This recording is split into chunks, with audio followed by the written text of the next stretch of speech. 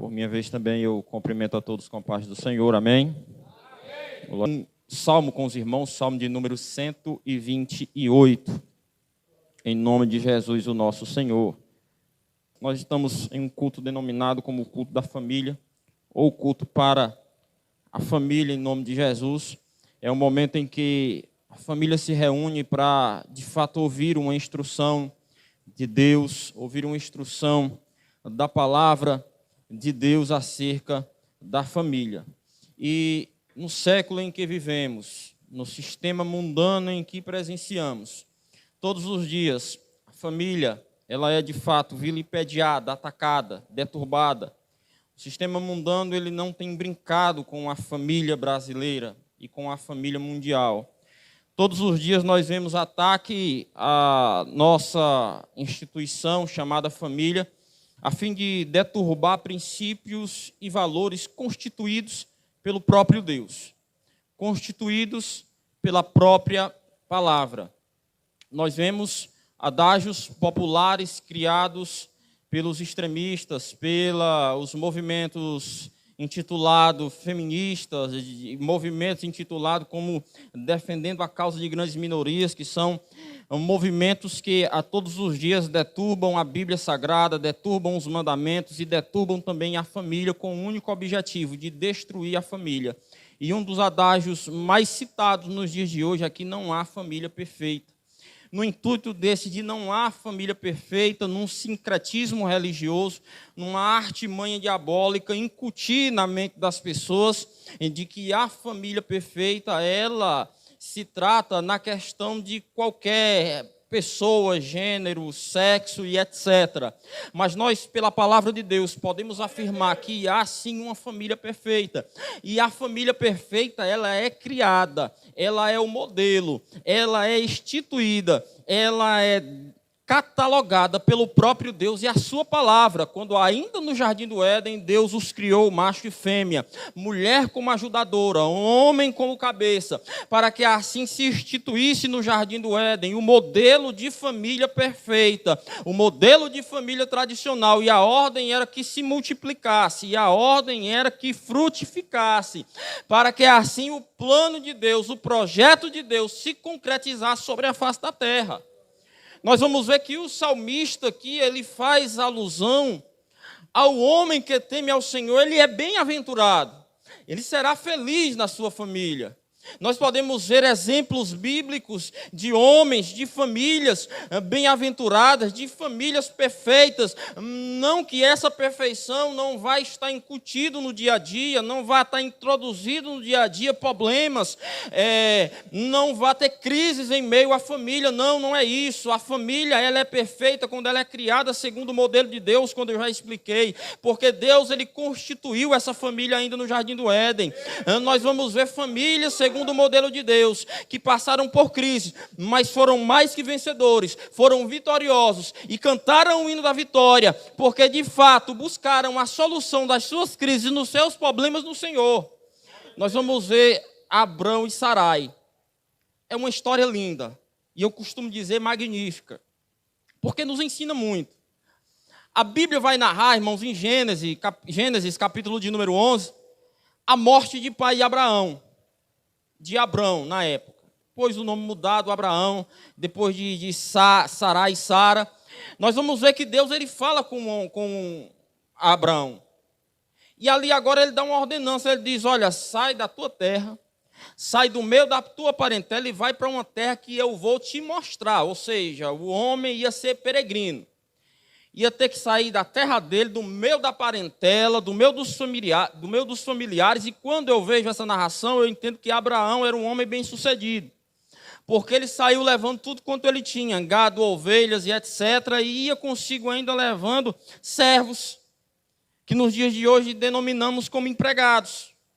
Já imaginou se hoje, da forma que eu e Letícia estamos estabilizados, que nós já passemos por algumas crises muito forte quando fiquei desempregado, e eu coloquei no meu coração não trabalhar mais fichado de carteira assinada para ninguém. Eu digo, olha, meu negócio agora é trabalhar autônomo. E eu vi mesmo o negócio apertando quando deu 3 dias e não aparecia nada. Chorou, uma cidade muito pequena, montador de móvel, instalador de antena, quase não tem trabalho. Mas aí, meus irmãos, nós, como já foi falado, dobramos o nosso joelho, as portas se abriram, o céu se abriu, porque a igreja do Senhor, o povo de Deus, quando ele ora, aleluia, Deus ele envia resposta, Deus ele envia vitória. Então coloquei no meu coração aquilo. Aí hoje nós estamos estabilizados. Aí eu chego para a Letícia e digo: Letícia, se você é mulher, se coloque no lugar de Sarai. Olha, uma voz falou comigo, que Abraão não conhecia ainda Deus. Uma voz falou comigo e disse que eu tinha que sair da minha terra, da minha parentela, e ir para uma terra que ele vai me mostrar ainda. Talvez a minha esposa olhasse para mim e dissesse: a gente está ficando doido. Que conversa é essa? E essa voz que tu ouviu? Nós vamos ver Sarai nesse momento se encaixando em Provérbios, que a mulher sábia, ela edifica o seu lar, aleluia.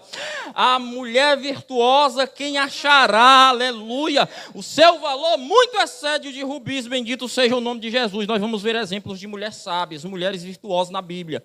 Como nós vamos ver exemplos de homens sábios, virtuosos. Nós vamos ter exemplos de mulheres tolas na Bíblia, como vamos ter exemplos também de homens tolos na Bíblia. Então a Bíblia, ela é um manual para que eu e você venhamos ser bem-sucedidos em todas as áreas da nossa vida, em o nome de Jesus. Eu não vou ver Sarai questionando. Eu vou ver simplesmente ela apoiando o seu marido e acreditando no que Abrão, naquele momento, propôs, não só para ela, mas para toda a sua família, com uma promessa. Ele disse: olha, eu vou te abençoar. Aqueles que te abençoarem, eu vou abençoar também. Os que te amaldiçoarem, eu vou amaldiçoar também. Serão amaldiçoados. Porém, todas as famílias da terra serão benditas em ti. Aleluia. Nós vemos essa promessa agora se estender a todas as famílias da terra. Nós vamos ver a promessa de Deus agora para Abrão, quando ele tomasse a posição, quando ele tomasse a direção, irmãos. Porque, na verdade, aqui a posição não teria que ser de Sarai, mas de Abrão. Aleluia. Como a posição no jardim do Éden não foi imputada também sobre a Eva, mas sim sobre Adão. Aleluia. Como Cristo ensinando a sua igreja e o seu povo, ele diz que o homem é o cabeça, aleluia, e a mulher é a disjuntora, a mulher ajudadora, aleluia. O que eu acho lindo em Sarai, na Bíblia Sagrada, em todo o Antigo Testamento, é que os maridos eram tratados como senhores, aleluia. Nós vamos ver Jesus ensinando sobre isso. Mulheres, sejam submissas aos vossos esposos, e eu não estou aqui de forma pejorativa, dizendo que a mulher ela tem que ser escrava, não. Eu não estou dizendo aqui que a mulher tem que ser algo parecido. Eu estou dizendo que o próprio Jesus traz esse ensinamento acerca disso. E sobre os maridos disse: vós maridos, amai as vossas mulheres, assim como o Senhor amou a igreja e doou e deu a sua própria vida por amor da igreja, bendito seja o nome de Jesus. Se nós seguirmos este padrão cristão familiar, a nossa família será bem-aventurada, será uma família sadia, uma igreja sadia, uma sociedade sadia, pelo poder que há no nome de Jesus. Então nós vamos ver ensinamentos na Bíblia Sagrada para todas as áreas da nossa vida. Nós vamos ver ensinamentos para que a mulher e o homem andem em conjunto, tomando atitudes, decisões, unidos, unificados, para que não haja um racha no lar, para que não haja justamente essas crises existenciais que têm abalado as estruturas da família. E uma das crises mais existenciais que tem abalado a estrutura da família, é por isso que você vê muito divórcio. Jesus também ensinou sobre isso. Quando ele foi questionado acerca por que Moisés tinha dado a carta de divórcio. A resposta de Jesus foi a seguinte: no princípio, não era assim. E por que então foi dado a carta de divórcio por Moisés? Pela dureza do vosso coração, ou seja, a falta da prontidão de perdoar. E hoje foi falado sobre isso aqui.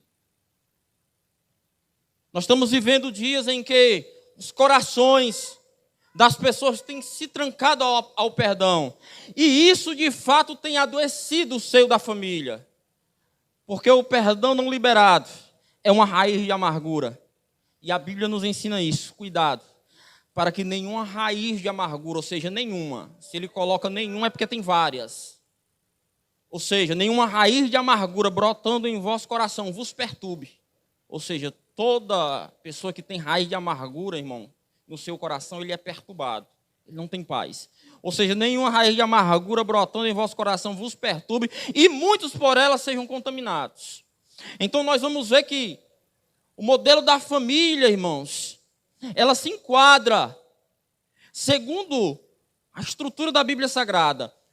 O nosso irmão leu em 1 Coríntios que o amor verdadeiro, ele tudo suporta, ele tudo crê, ele tudo espera. O amor verdadeiro, ele não é fingido. O amor verdadeiro, ele não requer nada em troca. O amor verdadeiro, ele tudo espera. E aqui nesse texto, é um texto lindo também, porque deixa claro para mim e para você, é porque eu profetizo. É porque eu sou profeta, é porque eu prego, é porque eu tenho uma agenda, minha agenda é cheia. Meu irmão, se não tiver o amor, se não liberar o perdão, não vai adiantar de nada. Você vai pregar, o fogo vai cair, a trombeta vai tocar e você vai ficar. Eu, você e qualquer um que tivesse esses atos. Então nós vamos ver aqui na família de Abrão, esse modelo de família. Ele sai, leva o seu sobrinho Ló. No meio de toda a trajetória do percurso, nós vamos ver as crises existenciais acontecendo. Primeiro, Sarai resolve ajudar Deus na promessa. E nós temos isso. Temos isso de querer saber como é que Deus trabalha. Está vendo que Deus não vai falar isso? Está vendo que Deus não faz isso? Irmão, Deus não fala desse jeito, não. Irmão, Deus não trabalha desse jeito, não. Irmão, muitas das vezes nós que estamos carnais, de coração endurecidos e não ouvimos mais a voz do Senhor como tem que ser ouvida. Nós vamos ver agora Sarai numa atitude de uma inércia. E por sua vez, Abrão em uma atitude de cúmplice, prevaricou. Mas, nesse momento, nós vamos ver o agir de Deus. Porque o homem de Deus, a mulher de Deus, quando ele se posiciona no centro da vontade de Deus, irmãos, Deus, ele faz, em muitas vezes, a maldição se tornar bênção em nossa vida, em nome de Jesus. Quando nós resolvemos obedecer, quando nós resolvemos nos posicionar segundo a vontade de Deus, aquilo que está errado, Deus vai colocar no caminho certo. Deus, ele vai aprumar o negócio porque ele é Deus. Nós vamos ver a promessa de Deus sobre a vida dela e de seu esposo. Ela diz, olha, Deus está tardando na promessa. Nós vamos ver no capítulo 13, se não me engano, Abraão desanimado. Deus chega e anima ele. Deus chega e diz, olha, a tua nação será como as estrelas do céu. Sai para fora da tenda e conta, se tu puder. Nós vamos ver o anjo agora, que ali representa a Trindade. Os 3 anjos que apareceram.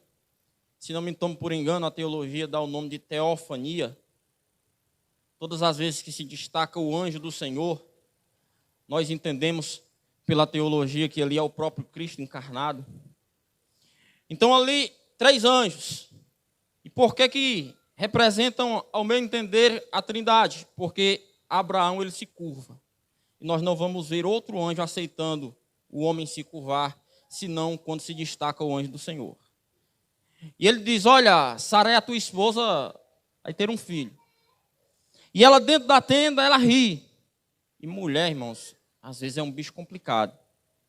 Perca de tempo nosso a querer entender mulher, irmão. Cabeça de mulher ninguém entende. Ela riu lá dentro. Quando ela riu, o anjo perguntou por que ela riu. Ela foi contender com o anjo. Disse, eu não ri não. Riu, você riu. A este mesmo tempo, tu estarás com a criança em teus braços. E a promessa se cumpre.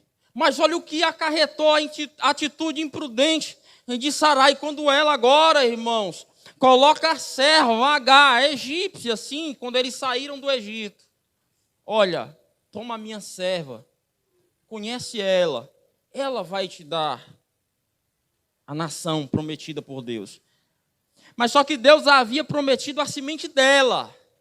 Só que devido à idade dela, devido à idade do marido, devido a ela ser uma mulher estéria, quando o ser humano ele olha para as adversidades, para a dificuldade, ele perde o foco da promessa de Deus. Não queira nem eu e nem você ajudar Deus a cumprir as suas promessas, porque Deus ele não precisa da ajuda humana para cumprir promessa. Deus ele não precisa da ajuda de ninguém para cumprir as suas promessas. Deus ele tem o tempo certo e a hora certa para cumprir as promessas dele na minha e na tua vida. Gera agora ali, irmãos, uma contenda dentro da casa de Abrão, porque a serva vendo que Sarai não gerava filhos a Abrão, começou agora a menosprezar a sua senhora. Aí ela diz, chega o seguinte, presta atenção, quem foi que mandou Abrão conhecer a Agar? Foi Sara, não foi? Depois do cocó feito, ela chegou e disse que o meu agravo seja contra ti. O que é que o pobre do Abrão tinha a ver mais com esse negócio, né? Que o meu agravo agora seja contra ti, seja sobre ti, porque agora a serva, ela me despreza. Abraão dá uma resposta sucinta e diz, é tua serva, está em tuas mãos, faz o que bem queres. Mas Deus adverte Abraão e diz, por que tu ouviu a voz da tua esposa? Neste quesito. Aí quando é lá na frente, o lindo de Deus é isso, porque Deus, nós homens não entendemos a cabeça e o coração da mulher, mas Deus entende. Deus, por que tu deu ouvido à voz da tua mulher? Lá na frente, quando ela conversa com Abraão para mandar Agar e o filho embora, que Abraão vê isso com maus olhos, ou seja, Abraão olhou tadinha da Agar, do menino, a Sarai, quer botar para fora, que é isso, que coisa perversa. Aí Deus chega para ele e diz, escuta a voz da tua mulher, porque ela está certa. Então, irmãos, nós temos que entender o propósito de Deus para a minha, para a tua família, para que nós sejamos bem-sucedidos. Abraão, ele continua na sua trajetória. Agora pense num cocó grande que tinha sido, se ele dissesse acerca do seu filho, da promessa. Deus chega para ele e diz, ei, vai para um monte que eu vou te mostrar, sacrifica Isaac, eu quero o menino da promessa. Abraão não ousou dizer a Sarai ou a Sara, se disseste tinha dado errado. Ou você acha que ela tinha aceitado ele levar o menino para sacrificar? De forma alguma. Abraão sai caladinho com os servos, com o jumento. E o que eu vejo aqui é uma família instruída, irmãos. Que nós, como igreja do Senhor, devemos de forma urgente a realizar os cultos domésticos em nossos lares.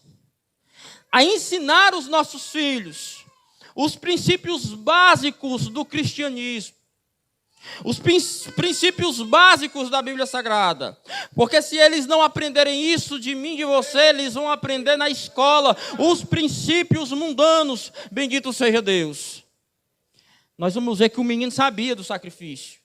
Ele disse, pai, olha, eu estou vendo aqui o cutelo, a lenha, mas cadê o cordeiro para o sacrifício?